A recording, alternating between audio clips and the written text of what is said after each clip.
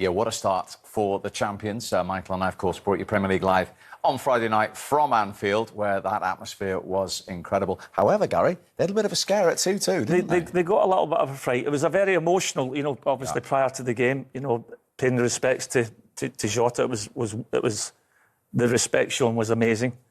But once the game got underway, and Liverpool went 1 and then went 2 up, I was thinking 3 or 4.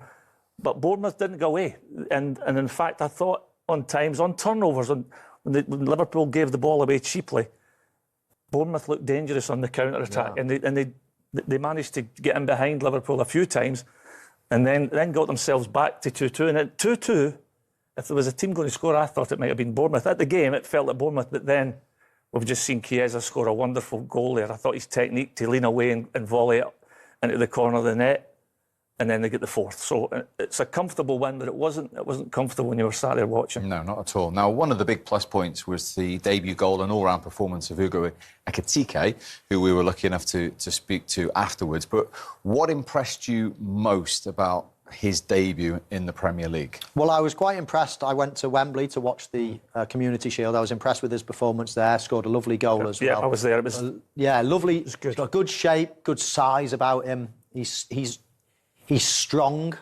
He's quick. He doesn't mind coming short. He doesn't mind going long. He looks like a bit of an all-rounder. We've picked out some of the best bits of him here as well, Steve, and I really liked him. I mean, let's just highlight where he is to start with. And this almost reminded me, Macca, of Firmino. And yes. When you look at him drop in, the space here that he gives to Mo Salah, as it happens, he doesn't run into it here. But look at that.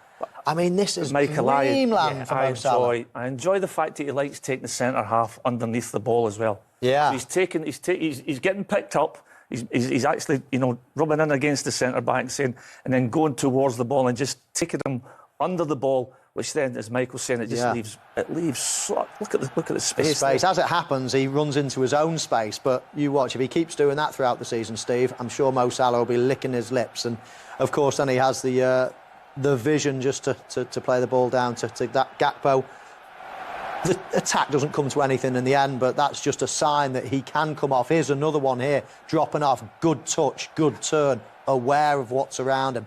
And I like this as well. I mean, we can slow it down a little bit, but here he is here, and he's not loitering on the edge of the box like some strikers do. He's getting in there. That could have been his header. It could have come off the goalkeeper. Imagine, Michael, this is very similar to where you were coached as a youngster. Come, join in with play, set, nice, clean touch, set it back to your midfielder, then next move, get in the box. It's for people like you, Macca, to come onto the edge of the box. It's a dream for a midfielder. Yeah, and if I'm like hanging back, and you're behind me, it's like I'm taking your space. Let me get in the box. Absolutely. You've fallen behind. But so there's a little bit of his link-up play. Again, here he comes, laying the ball off. I like this little bit as well. Werther here coming in and just taking his place. That little exchange of positions could be good. The other thing, Michael, I don't know if you agree with me, but I'm not here to have a go at Darwin Núñez, but he was a little bit untidy in his general play. Coming off to the ball like that, it would tend to stumble or lose possession. This guy looks a bit of an all-rounder. He's very confident getting in and joining the play at there. Yeah. He makes the keeper sit down. He does. It's a good finish. I mean, he gets a little bit of luck as well with it. But what about this one? Here he is. I love this. I mean, not that I would have done it, but this is him in the box here. Watch when the ball drops. And look at everybody else. Look at him galloping back past everybody. It's like you, Michael. It's totally the opposite to me. That is sensational. That's unbelievable. And now he doesn't get a team player. Yeah, he doesn't get a tackle in the end. But if he keeps doing that, he's going to be the man back there. Isn't incredible. That was absolutely incredible. Watching that, it was like wow. Yeah, that's rare. You don't see that often. Look at that for vision. I mean, he's looking the other way. Just take it back as the ball comes back in. Look at this for vision, and not just vision, but technique. Bang. I mean, that is just absolutely sensational. So he's showing lots of different bits to his game here, Steve, and I do like this as well. Again, we'll pick him up here. If I'm a centre forward, I don't really, in this position, and a wide player's about to get the ball, I don't really want to vacate a position where I can score a goal. Yeah. But do you know what? No, absolutely. Exactly. But this is really good. This is almost giving yourself to the team. This is a lovely position to take up. A fullback always wants to have that little ball that you can just drop into the feet. And then you get these runs around. Then people can move off you. Now, that intelligence, again, we spoke about Núñez before. He can cause havoc in a defence, but that little bit of intelligence like that, he would never have picked up a position. But when Liverpool, especially when they're playing at home and are coming up against teams that have got a real low block with loads of numbers, you need a little bounce pass. And sometimes the centre-forward has to come away from the middle of the goal just to come and link himself. And to move centre-backs, to take centre-backs out of that, rather than them just being planked right in the middle of the 6-yard box, only 12 yards out. He's got clever little deft movements. He's been really enjoyable to watch, and he is. He's an all-rounder. I really like him. I think he's going to be a big hit at Anfield. OK, so if you just press that for me there. The name Alexander Isak, of course, will not go away. Still a Newcastle United player as we stand here now, but it's got a couple of weeks to run this saga. So we thought we'd look at this because Arne Slot has publicly said he sees Ekitike as a 9, where he played on his debut and scored on Friday night. And roughly, their league starts before that age, which of course is Ekitike is 23 right now. He's almost 100 games by the age of 23, just 3 goals less in less games than Isak had. You can see the minutes per goal are very similar, as in the other stats as well. He's obviously younger in years, but is he heading to the same sort of quality as this guy, do you feel? Well, I don't know about you, Michael, but Isak is top. Yeah. We've been made more aware of Isak in the last 18 months. Obviously, what he's done at Newcastle. Prior to that, it's also that we've seen a little bit, obviously aware of Ekitike's, background and his resume. But looking at these numbers, if these are two top strikers. Very similar, aren't they? Very similar. These are very similar in terms of numbers. I mean, this is a bit of a discrepancy, but apart from that, and of course, Ekitike has been playing in a different league, and he's, Isak's probably been having it a little bit tougher, let's say. But that's a. But we're just talking about those little bits of build-up and coming to play in the opponent's box against low blocks. Look at the touches the pair of them have got inside the box. They're doing all their work in there, aren't they? So, if Ekitike is a 9, and if he's so promising, going to be that good, do they need Alexander Isak? Well, maybe less so than they thought. Let's say maybe less Possibly. so. But when you think the tragic circumstances with Diogo Jota, and then they've chosen to let Núñez go and Diaz go, there's 3 attacking players, top attacking players out the team, and nobody really to replace. So, as much as you think, right, well, where will anybody get in? I mean, who can replace Mo Salah? Who can replace Cody Gakpo at the moment? He's fantastic the last season. And then, of course, Ekitike, that's just come in and done particularly well and cost an absolute fortune. They've always had 5, haven't they? And that's what I'm saying. So it's all right saying, where will anybody fit? But this day and age, so many games, injuries, etc., they're going to need good players. Yeah, but equipping yourself for FA Cup, Carabao Cup, obviously Champions League, and our league is so difficult. The level of the games and the physical aspect of the Premier League, you need to be able to change. OK, so this situation is going on. This is the latest from Eddie Howe after the game at Aston Villa. The door is well and truly open, he said, but he needs to decide what he wants to do. We'd like a resolution. We need that clarity. I'm not in control of it. Only one person is. I've made my stance pretty clear. I can totally understand the comments of Eddie Howe. Yeah, because you've been a manager and an assistant manager. And the guy's a top player. There's no doubt about that. And what about the way he's conducted himself, Gary? It's not been great, but it's pretty clear that even the way he's conducted himself, that he still would welcome him back in the changing room. Whether his teammates would bring him, that's the big question. Yeah. Because he's chosen not to turn up or not. The stories and rumour and speculation, we hear that he doesn't want to train, doesn't want to play. If that's the case, it's very hard to win back your teammates. That would be the big fear for me as a player trying to go back into. What have you made of Alexander Isak's behaviour? Well, for starters, Steve, the first paragraph there, the door is well and truly open, but Isak needs to decide what he wants to do. Well, he has decided. Which is what? We all know that he wants to leave. Yeah. And that's why he's having this stance. Has he gone about it in the right way? No. And I will not condone a player refusing to. But what I don't agree with is all these ex-players coming out, you know, sticking up for the club, sticking up for this, that and the other, all having a go at Isak. They all would have done exactly the same, all of them. He's not a bad person. He's not a bad lad. He didn't come into this situation and said, right, I'm never going to train again, you know, unless...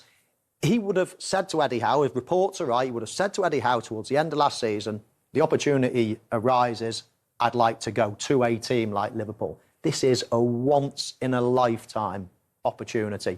And I'm pretty sure he would have gone about it the right way to start with.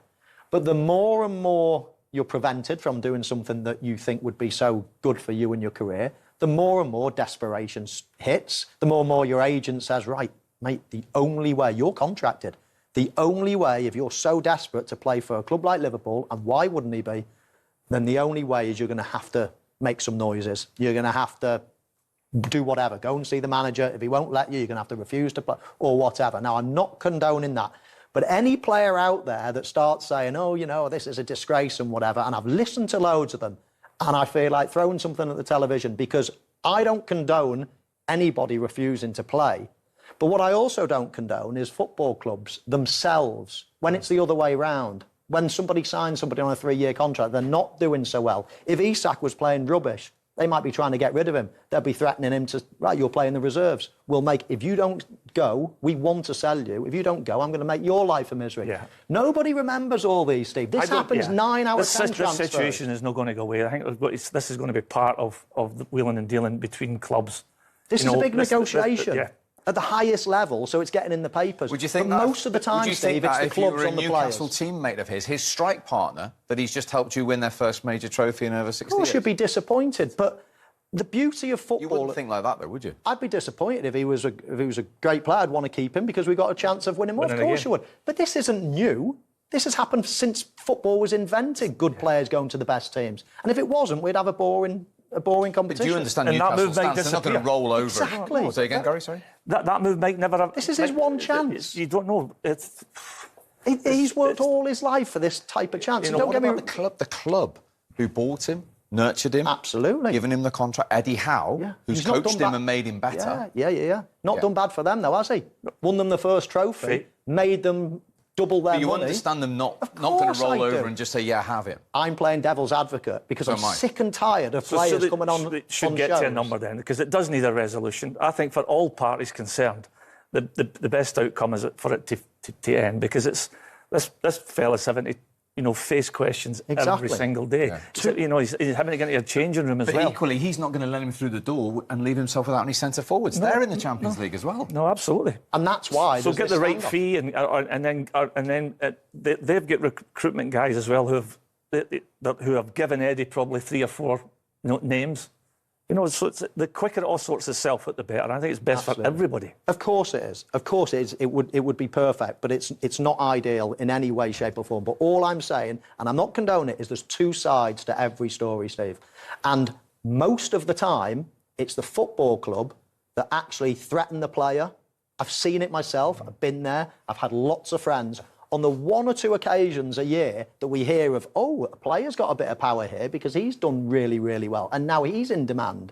When it's the other side of the story, the whole world goes into meltdown. Everybody comes in and hammers the player and backs the club and things like that. And I've seen it, and I can't stand it because it's a two-way thing, this is.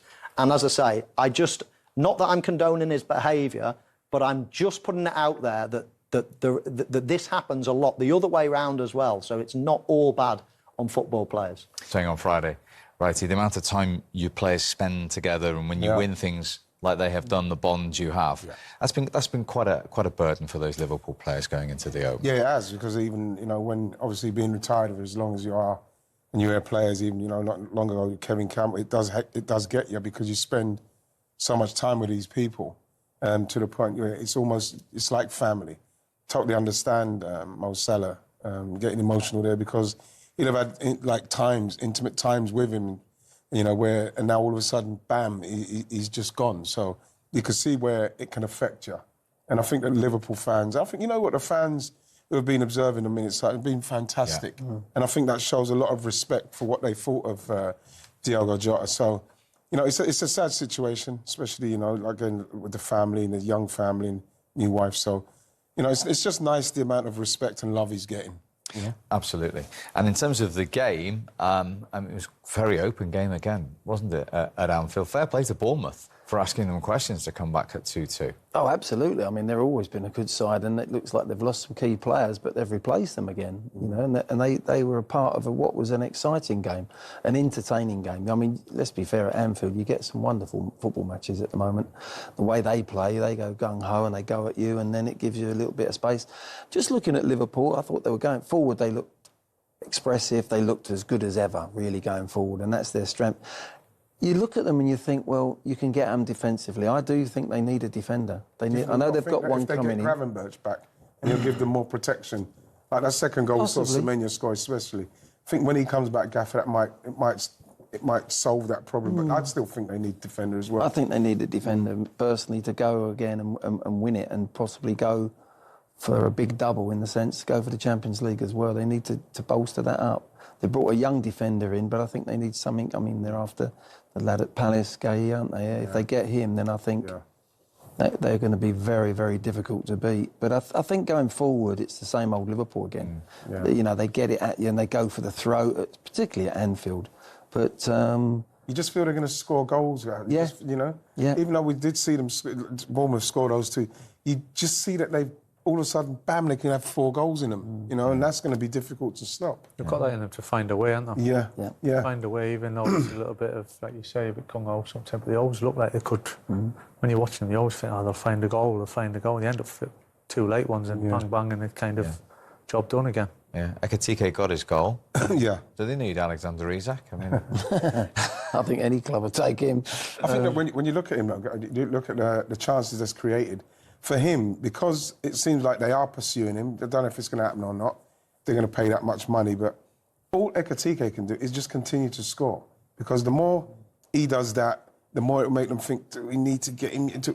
That's what will happen, even though a team like Liverpool do need to have multiple great players. They do need to have that, but all the time that Ekitike is scoring and doing well, it kind of makes them relax on it a little bit.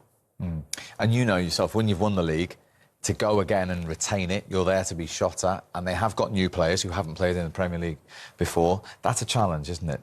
Yeah, I think in some ways it's even more difficult to go again. I think you kind of, what you might imagine is to be your Everest, and you get to the very top. The only way is down, really. So it's, you've got people coming up behind you, want that spot, and you've got to fight for it, and you've got to re-energise, re-motivate, kind of calibrate, if you like, and find a way. And there's a change personnel a little bit, and it changes the dynamics. It does.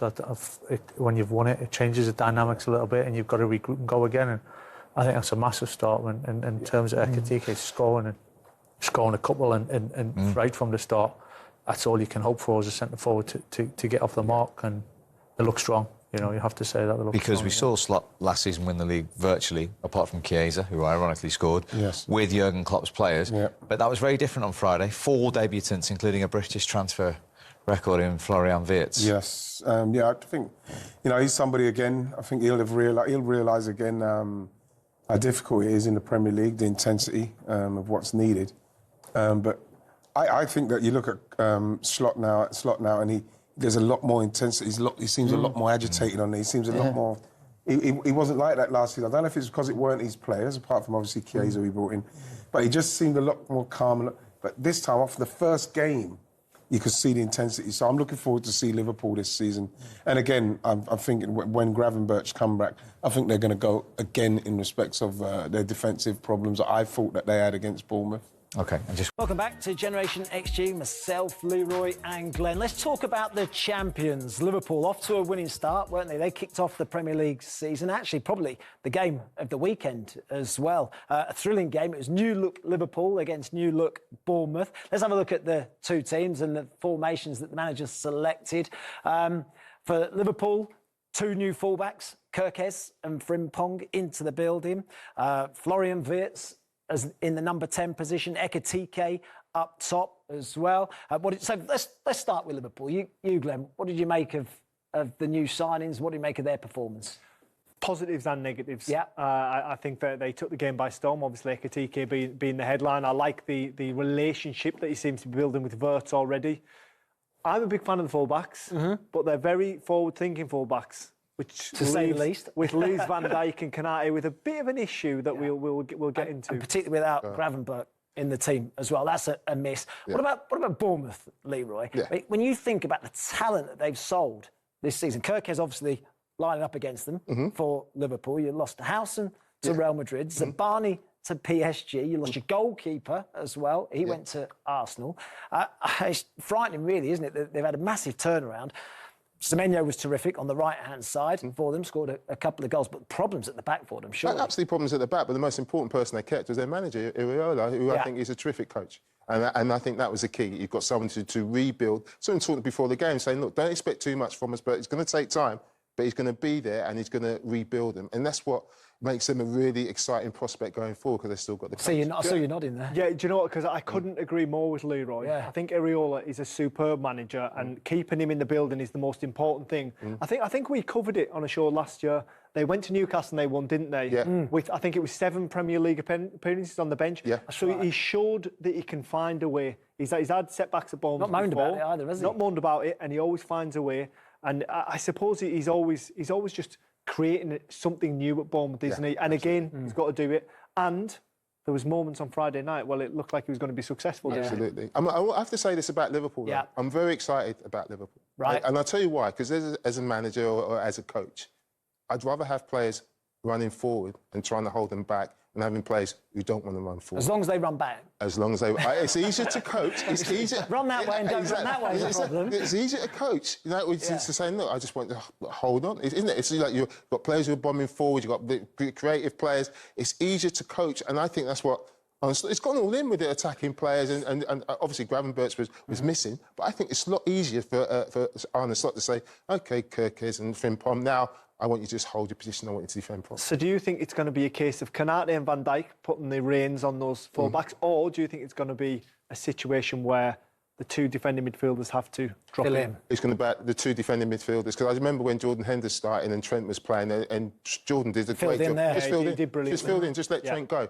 And so he won't want to stop Frimpong going, he won't want to stop Kirkes' natural attacking abilities. So it's about the midfielders going in there and just keeping Liverpool secure. Topic of discussion so far in this show has been number 9s. We've seen Cunha as a false 9.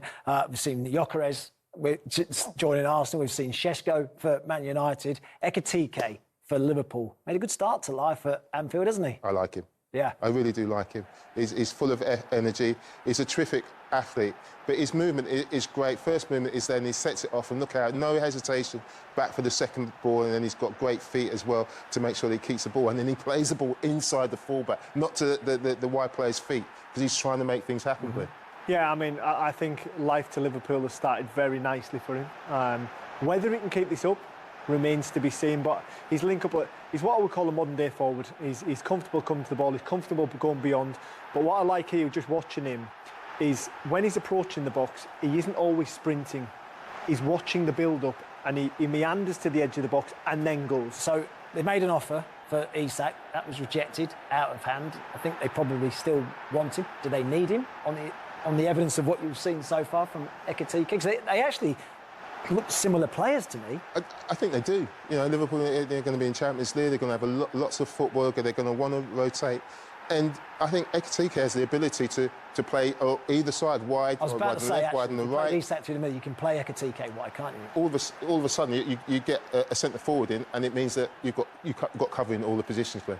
Yeah, I think with Ekitike, I think there's a lot of growth left in him. I think he's going to get better and better, and that's going to take time. Whereas Isak, you sign in the finished product, he's going to produce goals. My worry for Ekitike is his XG was 21 last season. Yeah. He only scored 15. Right. He needs to be a little bit more clinical. Okay.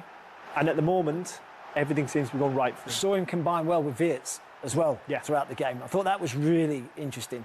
Wirtz in that number 10 position, he linked up well with him. I think he's happy to create for others as well. I think he's happy with assists. It's not just about a goal scorer. That's why I think he's going to be excellent at Liverpool. Numbers in the first 2 games. So we're talking about the Community Shield and then the Bournemouth game as well. He scored in both of them. 3 and 4 shots in the matches. 25, 33 touched in the opposition box. He's had 4 in both of the games. Played a similar amount of minutes in both of those games as well. So his numbers pretty good so far. Very good. A really good start, as Glenn said, but the start's not enough at Liverpool. You've got to keep it going. And I do think that he will need a little break at some point. And because the pressure, it's been a difficult time at Liverpool, obviously. Yeah. The emotional energy that's obviously from what's happened. So he started well. Yeah. I definitely think he needs help. OK, what about defensively then? From a Liverpool perspective, is it a case this season of with Liverpool we're going to say they're going to score more than the opposition, and that's it, simple as that? This is their defensive numbers last year compared to this season. So per game, fast breaks per game.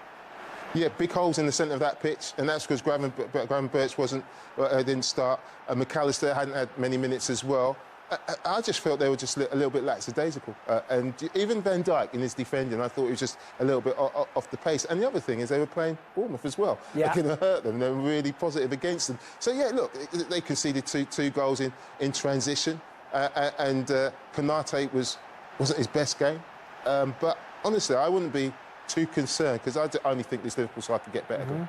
Yeah, I mean, I do agree with you to a certain extent that I think it is going to be we'll score more than you, which It is feels that way, doesn't it? which is brilliant for Feels us. like they've evolved. We want to see as many goals as possible, but it does create moments like this where you have to defend a little bit better.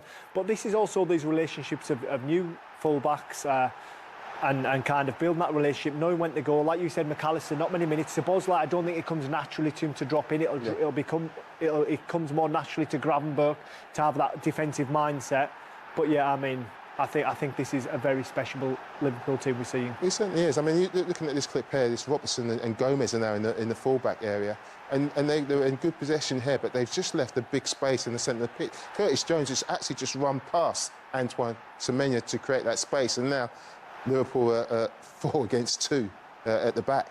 And it's just about building relationships. Szoboszlai's playing in a slightly different position as well, and he made plenty of substitutions. Will that suit him, Szoboszlai, do you think? I think he can do that as well. Yeah, I think he can do that, but he'll be one of the two in behind Wirtz. It's just a slight change, isn't it, in mindset for him, I think. I think he's able to do it. Probably didn't do it much last year. Yeah. Got to do it more this year. So these are the numbers, the defensive numbers, last season comparative to this season, or certainly the game against Bournemouth. Breaks per game, 5 breaks, fast breaks from Bournemouth. Shots faced from the fast breaks, 3. Sorry, last season, they only conceded 2 goals from fast breaks all season. Yeah. They've already conceded 2 in 1 game. I know, and it seems like a massive concern, but Liverpool were quite pragmatic during games. They come out of the blocks really quickly, they get ahead, and then in the second half they just sit back and rest defence and play on the counter-attack. I think Arne Slot wants to introduce his own style, and he wants to be really positive off the back of winning the Premier League title. And you know what? I absolutely applaud that. I think he'll be pushed much closer this year than what he was last year. Yeah, I do. I think we're in for an amazing Premier League. At the top. Are they still favourites, do you think? For me, they are still favourites. I think their signings have been exceptional. If you add Isak to that, if you add Mark Gay to that, which are both possibilities at the moment, this could be a very, very special Liverpool side. And you might not be talking about Premier League, you might be talking about European. I think it's got potential to be one of the best ever Premier Leagues because there's so many teams that could win it. I mean, I think we all feel that Liverpool are perhaps slight favourites, but so many teams that could win it. I think Glenn just said it then. I totally agree with you. I think this Liverpool side could be a very, very special Liverpool side with all those players. If they get it right, they could be unstoppable, Glenn. And we haven't even mentioned Manchester City. No. Who look reinvented. Yeah. We've got a very special guest in the studio. It's the Premier League trophy. I thought he was going to say it was me. I'm gutted. And former striker Clinton Morrison is with us for the next 2 hours. So thanks for being here. No worries. Big guest for the first show. Right, obviously. Now, I'm going to put the same question to you that we ended on with Jamie there. Should Liverpool be fearing Manchester City? I don't think they should be fearing Man City. Everyone should be fearing Liverpool, but they'll know Man City could be back. They had a bad season last season, and they're wounded animals at the moment. And you can see the start they had at Wolves and some of the signings they've made, in particular Reinders, who I think is fantastic. Knew about Reinders 2 years ago. He was in Serie A with AC Milan and he was unbelievable there. And that didn't surprise me, the performance I saw against Wolves. He's a box-to-box midfielder. He can create stuff. Too early to be comparing him to Kevin De Bruyne, like I've heard. He's not Kevin De Bruyne. He's his own player, Reinders. Kevin De Bruyne was special, but Reinders, very good player. But no, I feel they have a really good chance, but I don't think Liverpool will worry about Man City.